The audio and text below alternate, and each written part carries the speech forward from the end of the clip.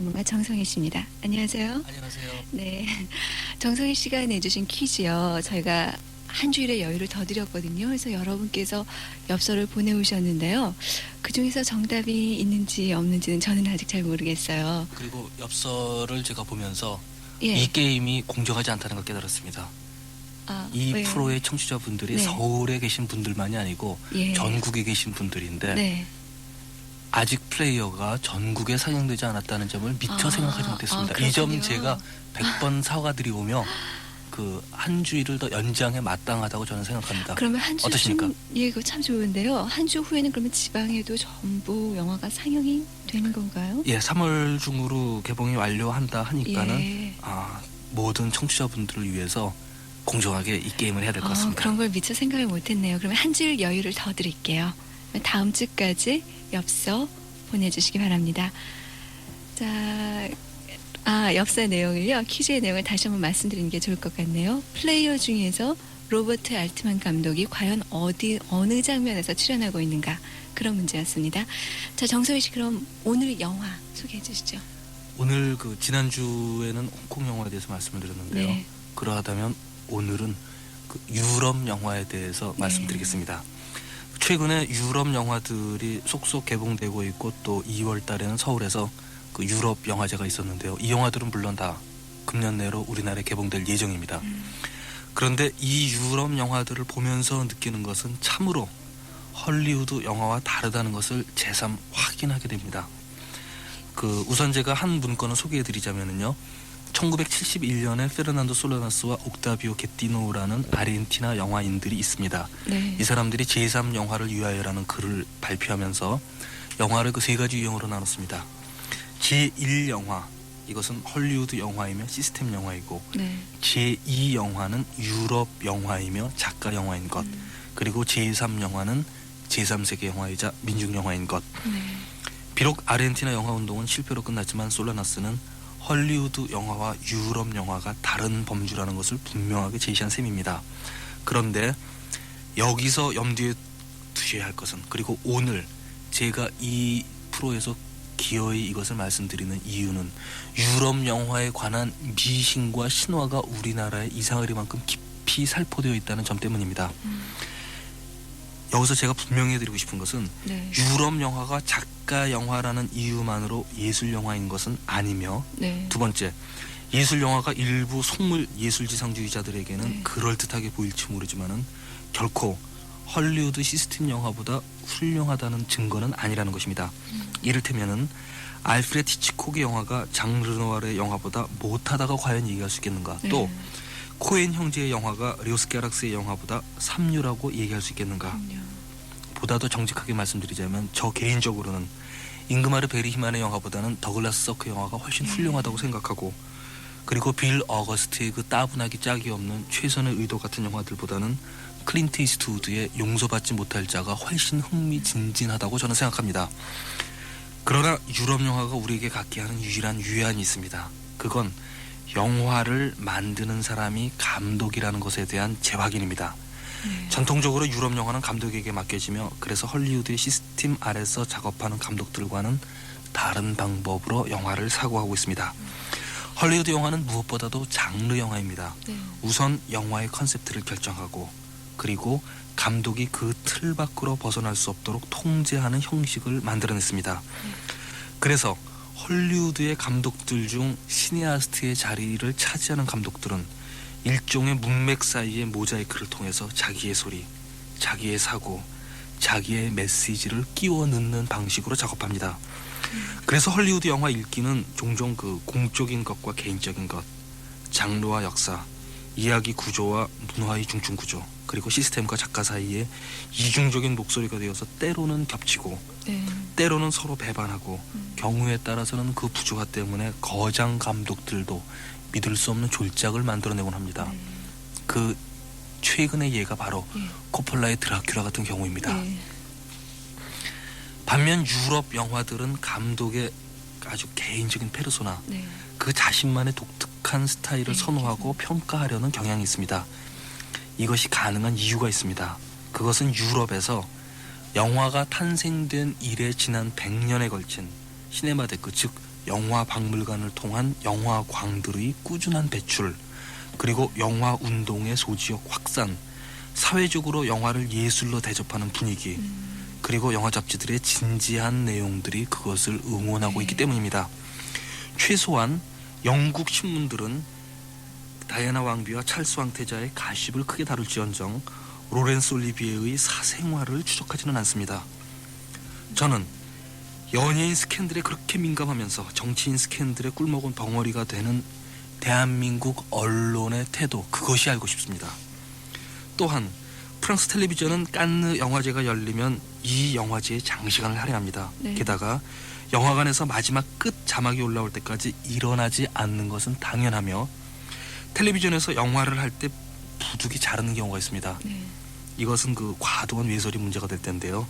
그때에도 물론 영화가 시작하기 전에 그 이유를 밝히고 정중한 사과문을 곁들입니다. 그렇군요. 그야말로 사지절단당한 영화를 명화극장이라는 이름을 내걸고 뻔뻔하게 하고 있는 한국 텔레비전들은 정말 반성해야 됩니다. 그런데 이것이 1950년대 헐리우드 시스템 영화가 완성되어 유럽 영화 극장가를 지배하기 시작하면서 유럽 영화들은 네. 스타일 영화를 발전시키기 시작했습니다. 스타일 영화요? 예, 만일 헐리우드 영화가 예. 즉 여러분들이 그 헐리우드 영화를 읽는 것과 유럽 영화 읽기의 차이점을 얘기하라면은 헐리우드 영화가 문화에 관한 읽기를 요구한다면 유럽 영화는 영화 문법에 관한 읽기를 요구합니다. 네. 그래서 헐리우드가 산문 형식이라면 네. 유럽 영화가 시적 형식이라는 말이 가능해집니다. 그러나 유럽 영화의 위기는 바로 거기서 온 것입니다. 모든 관객들이 영화에 대해 깊이 있는 지식을 갖고 있는 것이 아니며 또한 마찬가지로 모든 감독들이 그렇게 영화에 관해서 깊이 있는 사고를 할 수 있는 것도 아닙니다. 유럽 영화는 누벨바그 이후, 예. 특히 장르 고다르 이후 빠른 속도로 해체되어 나가기 시작했습니다. 그리고 페데리코 페리니, 루이스 부뉴엘, 로베르 브레송의 영향권 속에서 영화는 하나의 알레고리가 되거나 그 자체로 하나가 되는, 그래서 더 이상 현실과 관계 맺지 않고 그 자체로 자연이 되는 야심적인 프로젝트를 세워나갔습니다. 이것이 70년대 서독 영화의 거장이라고 알려진 라이너 베르너 파스빈더 이후 더 이상 유럽 영화에는 어떤 장르도 존재하지 않는 영화를 만들어내게 되었습니다. 남은 것은 이제 영상과 사운드 단 두 가지뿐입니다. 그 결과 아이러니하게도 네. 영화가 종합예술이 아니라 그 자체로 독립적인 7번째 예술임을 증명하기 위해 그렇게 노력해왔던 유럽 영화가 오히려 유럽에서는 이제 회화나 음악에 더 의존적인 영화가 되어가고 있습니다. 영화에서 이제 영화 이론가들이 또 영화 평론가들이 유럽 영화를 이야기할 때 더 중요하게 된 것은 영화가 아니라 르네상스 회화의 구도나 매너리즘의 제스처, 인상주의의 광선, 표현주의의 세트들이 중요해졌습니다. 또 음악의 미니멀리즘과 이른바 사운드스케이프라고 불리우는 현대음악의 개념들이 전면 도입되기 시작했습니다. 문제는 이 과정에서 유럽 영화는 더 새로운 것과 싸워야 되는 문제가 생겼습니다. 네, 어떤 것이죠? 바로 전적으로 팝 아트의 계보를 연장하고 있는 CF와 로큰롤 문화에서 확장한 뮤직비디오입니다. 이것을 이름지어 유럽의 평론가들은 누벨이마주라고 부릅니다. 누벨이마주를 무슨 영화 운동의 하나쯤으로 알고 계신 분들이 계신데 레오스키아락스를 누벨이마주로 부르고 하는 이 표현은 전적으로 틀린 표현입니다. 누벨이마주는 유럽 영화에 도전해 온 것이라고 진단하고 있습니다. 그래서 뽕네프의 연인들의 레오스키아락스, 니키타의 릭베송, 그리고 베티블루의 장자크 베넥스, 요리사 도둑, 아내, 그 정부를 찍은 피터 그리너웨이, 그리고 신경쇠약 직전의 여자들을 찍은 페드로 알모도바르, 이들은 누벨 이마주 시대에 여전히 영화는 유효한 매체인가를 질문한 누벨 이마주 세대의 감독들인 것입니다. 네. 그러나 이 과정은 곧장 유럽 영화를 하나의 막다른 골목, 스타일의 매너리즘, 주제 없는 형식, 깊이 없는 표면으로 몰고 갔습니다. 실제로 유럽 영화를 본다는 것은 점점 까다로운 일이 돼가고 있습니다. 그렇죠. 말하자면 최근 개봉 중인 영화를 예로 들어서 한번 설명해 보겠습니다. 만일 시점 쇼트에 관한 심각한 논쟁을 제쳐두고 클로드 소테의 그 원제 겨울심장, 예. 제목은 그 촌스러운 금지된 사랑을 본다는 것은 멜로드라마 이상으로 그 의미를 발견하기가 쉽지 않을 것입니다. 또한 1920년대 인상주의 실험영화 감독들의 미학에 대한 경험 없이, 최소한 그 영화들에 관한 체험 없이 리오스케락스의 뽕네프의 연인들을 논쟁한다는 것은 인상주의 영화 감상 바깥으로 한 걸음도 나갈 수 없을 것입니다. 특히 개인적으로 지난해 가장 충격적으로 본 유럽 영화는 모리스 피알라의 반고흐였었습니다. 유럽 영화는 벌써 여기까지 왔는가라는 놀라움이 아니라, 아니 도대체 유럽 영화는 어디로 나아가고 있는 것인가에 대한 경이로움이었습니다. 반고흐는 영화 보기의 관습에 대해서 질문하고 있는 영화입니다. 그래서 이 영화가 던지는 질문은, 지금까지 영화에 대해 질문을 던진다는 것은 화면을 어떻게 꾸며나가는가, 즉 미장센느란 무엇인가에 관한 질문이었습니다. 하지만 반고흐라는 이 영화는, 모리스 피알라는 미장센느에 관한 미장센느 영화를 찍고 있습니다. 그래서 이른바 이것을 이름지어 미로에 빠진 미장센느라 불러서 미장 아빔이라고 부릅니다. 복잡하네요. 물론 여전히 구태의연하게 영화를 만드는 유럽 감독들이 없는 것은 아닙니다. 예. 유로파의 라르스 폰 트리에나, 네. 토토의 천국의 자쿠반 도르마일 같은 감독들은 과거의 모더니즘으로 예전의 전통을 이어가기 위해서 노력하고 있습니다. 네. 그러나 1993년에 서 있는 유럽 영화는 분명히 세 가지 점에서 전적으로 새로워지려는 노력을 하고 있습니다. 그 첫 번째가, 유럽 영화들은 영화가 영화이기를 그만두려고 노력하고 있습니다. 오히려 영화가 아닌 이미지 그 자체가 네. 되려고 하고 있습니다. 그래서 유럽 영화를 볼 때 이것은 무슨 영화이며 어떤 장르이고 이런 내용을 담았다고 이야기하는 것은 거의 무의미한 것이 되어가고 있습니다. 네. 오히려 지금 보고 있는 이미지가 왜 머무는가, 그것이 머문다면 그것을 보고 있는 나는 무엇에 의존해서 그것을 머물게 만드는 것에 관한 질문을 하고 있습니다. 네. 여전히 데카르트적인 전통이 이어지고 있는 것입니다. 네. 두 번째, 영화는 꿈이 아니며 똑같은 의미로 영화는 현실이 아니라는 것을 유럽 영화는 전후에 증명해 왔습니다. 네오리얼리즘의 부패, 시네마 베리테 운동의 실패가 모두 그러한 것입니다. 그렇다면 영화는 꿈이나 현실과 아무 관계가 없는 상상적 형식이 아닌가라고 묻기 시작하고 있습니다.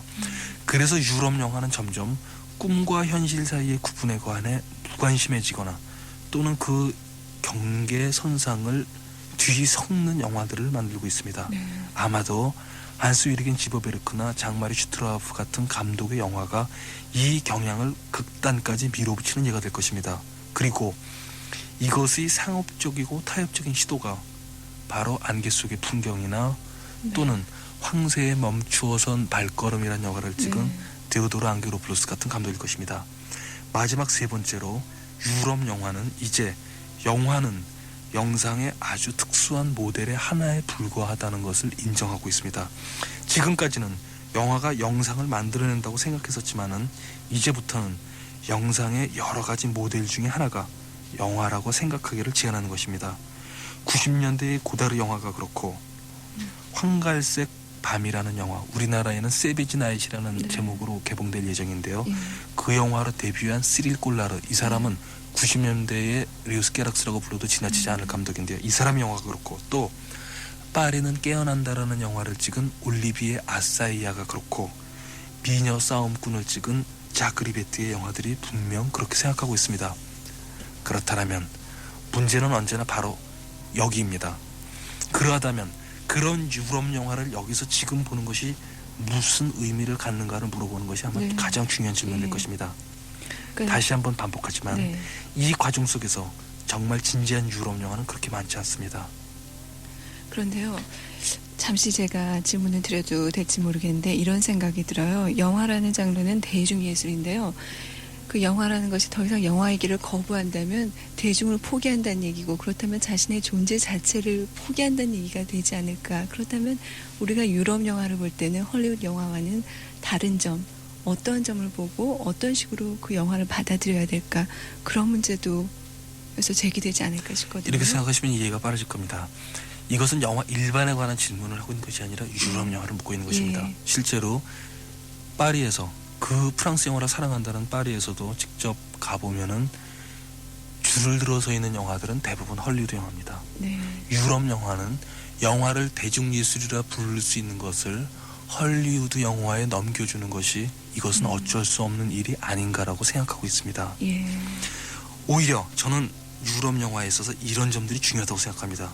첫 번째로, 오히려 그 유럽 영화가 예술 영화라는 지적 허영심을 만족시키는 상업적 의도를 숨긴 싸구려 삼류 예술 영화가 대부분이라는 것을 우리는 지적해야 합니다. 그 대표적인 경우가 바로 네. 아름다운 이야기 같은 영화를 찍은 클로드 들루시 감독의 그 전형적인 예입니다. 그래서 자신이 영화 엘리트라는 미신을 유포하는 아주 악질적인 삼류 예술 영화들이 있습니다. 또 예. 두 번째로, 유럽 영화가 안고 있는 유럽의 근심은 우리와 너무 멀거나 심지어 아무런 상관이 없기까지 합니다. 이것을 영화를 사랑하는 사람의 하나로서, 또 영화를 보다 깊이 있게 이해하려는 애정으로서, 그리고 좀 더 심각하게 빠져드는 것은 그 자체로 의미 있고 필요한 일이기는 할 것입니다. 네. 하지만 이 영화들에 대한 논쟁으로 유럽 영화에 관한 열등 컴플렉스를 만들어내려는 앞잡이들은 당연히 비판받고 경계받아야 마땅합니다. 그리고 마지막 세 번째로, 결국 가장 필요한 것은 유럽 영화가 헐리우드 영화와 함께 서구로부터 전해오는 지배 담론의 하나이며, 바로 그것이 한국 영화에 관한 자격지심을 만들어내는 이중 장치 중의 하나라는 것. 그래서 헐리우드와 유럽 영화는 어쩌면 우리에게는 쌍둥이 또는 동호 반복에 불과하다는 것. 그래서 결코 유럽 영화는 헐리우드 영화에 대항해서 영화를 지켜온 것이 아니라 이들은 일종의 쌍둥이이며 동호 반복이라는 것.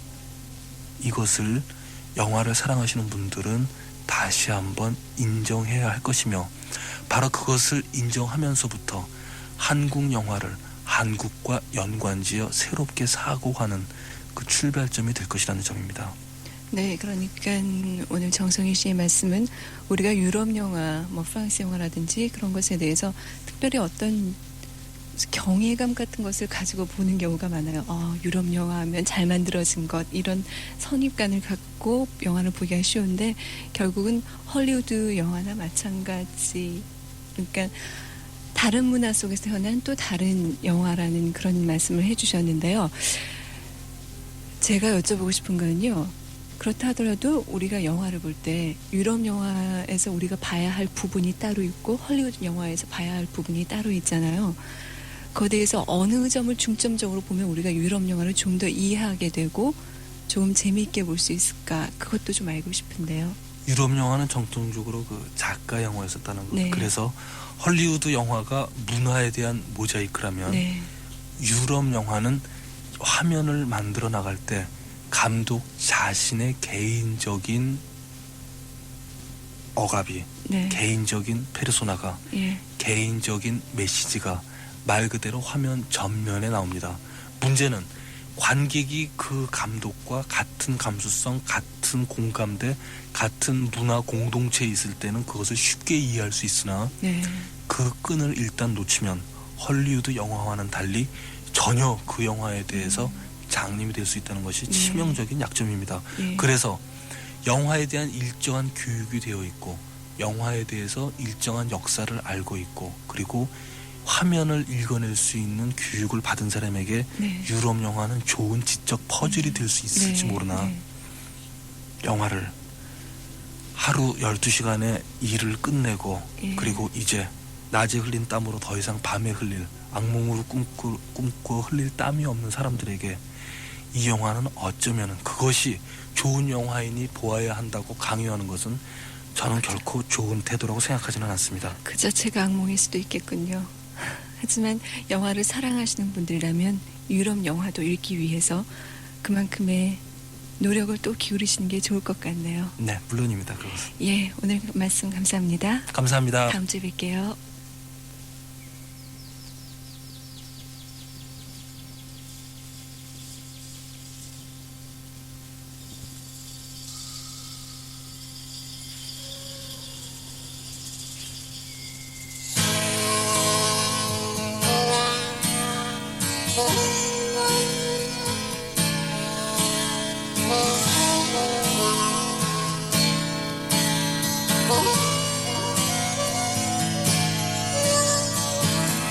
Là-bas, dans la ville,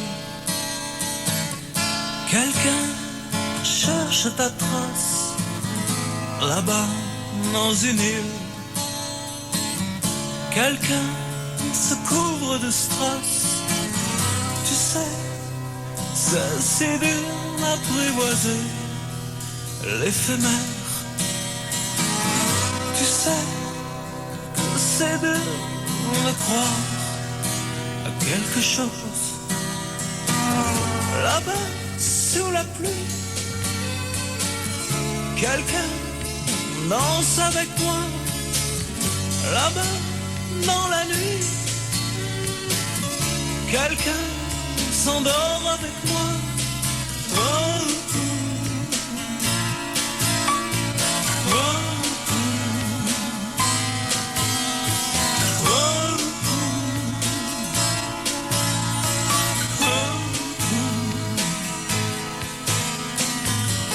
là-bas, dans un train, quelqu'un caresse mes mains. Là-bas, dans un port, quelqu'un me murmure encore. Tu sais, c'est si dur d'apprivoiser l'éphémère. Tu sais que c'est dur de croire à l'éternel. Là-bas, sur les flots, quelqu'un s'épuise pour moi. Là-bas, sous l'assaut, quelqu'un se blesse pour moi.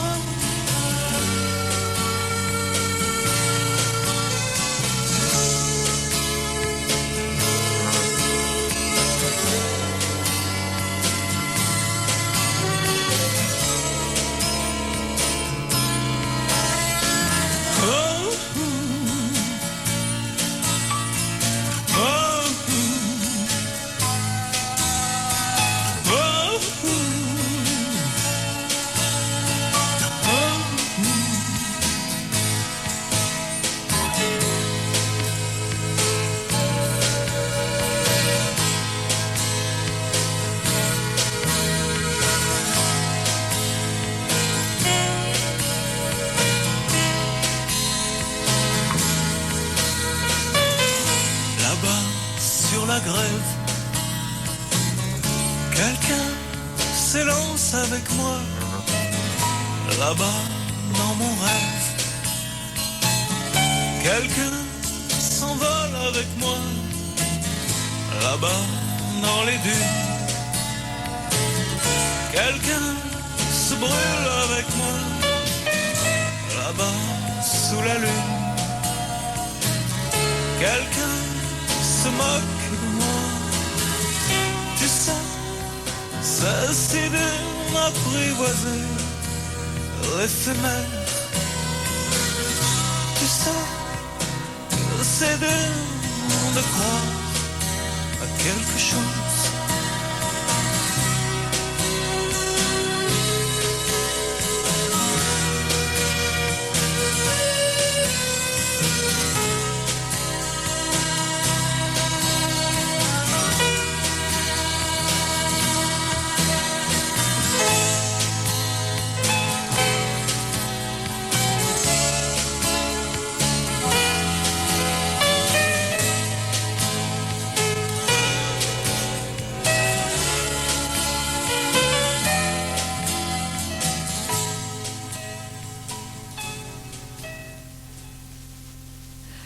아까 전에 정성일 씨가 황색의 밤이라고 소개해 주셨죠?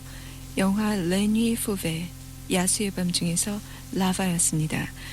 감독인 시릴 꼴라르가 직접 불렀고요. 다음 곡은요.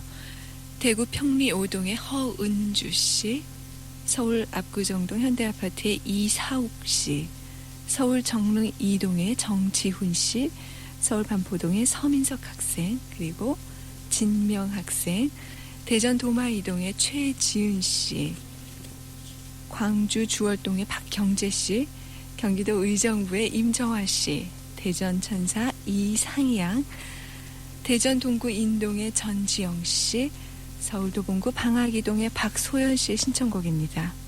영화 라스트 모히칸 중에서 I'll Find You 끌라나드입니다.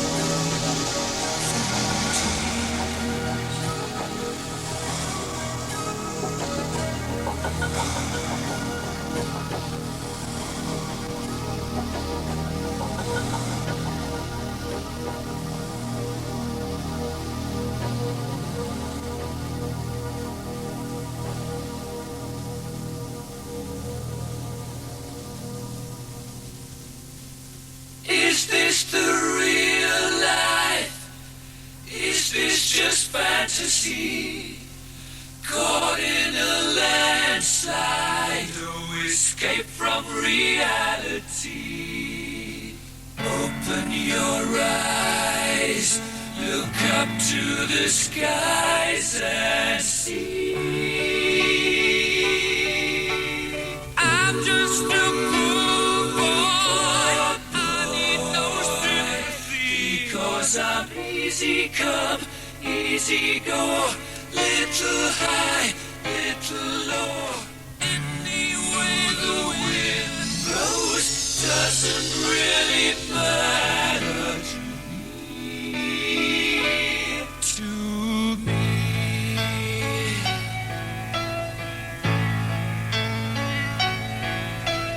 Mama just killed a man, put a gun against his head, pulled my trigger, now he's dead. Mama, life had just begun, but now I've gone and thrown it all away. Mama,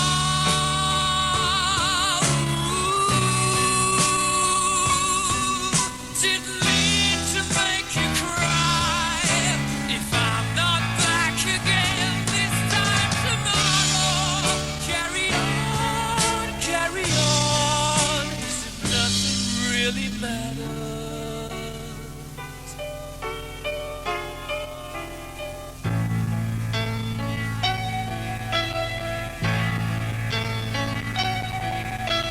Too late, my time has come. Sent shivers down my spine, body's aching all the time. Goodbye,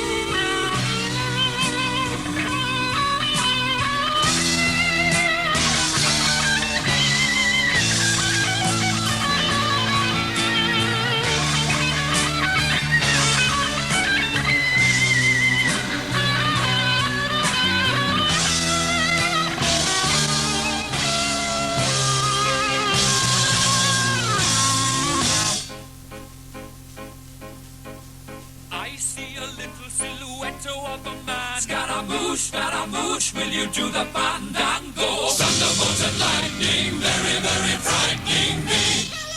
Galileo, Figaro. Magnifico! I'm just a poor boy, nobody loves me. He's just a poor boy from a poor family. Spare him his life from this monstrosity. Easy come, easy go, will you let me go? Bismillah, no, we will not let you go. Let him go! Bismillah, we will not let you go. Let him go! Bismillah, we will not let you go. Let me go! We'll not let you go. Never, we'll not let you go. Let me go! Oh, mamma mia, mamma mia. Mamma mia, let me go. Beelzebub has a devil put aside for me.